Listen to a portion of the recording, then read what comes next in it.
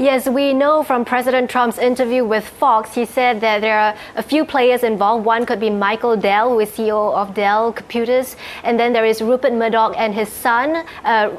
His son is obviously the CEO of Fox News as well. So this, if they're involved in the deal, would really give them a huge reach to audiences in the US, both young and old. We know that Silver Lake could be involved, and according to sources, there's an Abu Dhabi-based investment firm, a state-owned investment firm, MGX, could be involved as well. And of course, a key player is Larry Ellison from Oracle. They will be in charge of securing US data in a cloud and also securing the algorithm to ensure that they are free from any malicious or foreign influence. And what we understand from US officials now is that under this deal, ByteDance would license a copy of the algorithm to Oracle, which will then retrain the algorithm from the ground up. It would inspect the algorithm to ensure that the way it feeds data to US citizens is free of any influence. But of course, there's still a big question now regarding the price tag, because J.D. Vance, who is the vice president, he has been very critical in shaping this deal, and he says that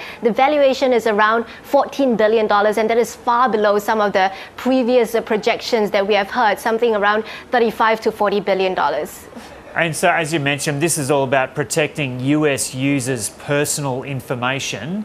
Do privacy groups seem happy enough with how this setup is going to work in terms of guaranteeing that that user information will be secure?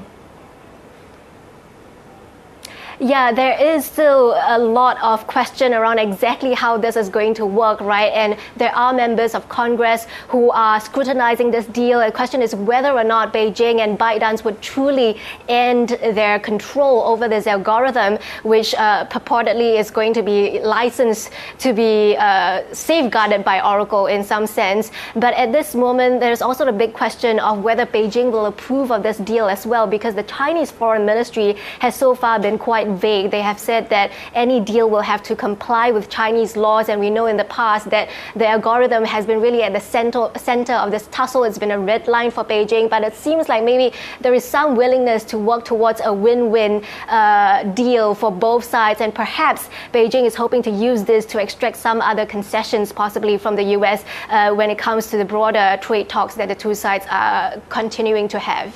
Have you heard whether this could be an example that other Western nations might follow, like for including Australia, that there might be a TikTok Australia and businesses buy into that? Or does it sound like this will be a one-off?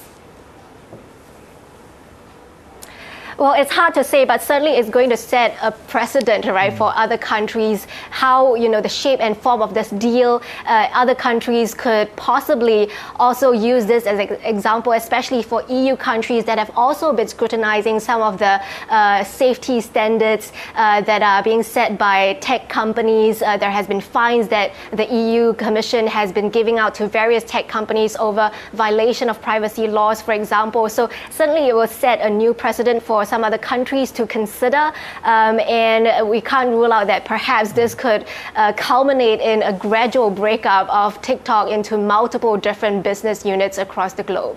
Yeah, you've mentioned this needs Chinese approval as well, but just within the US, is it a done deal, or could Congress block it?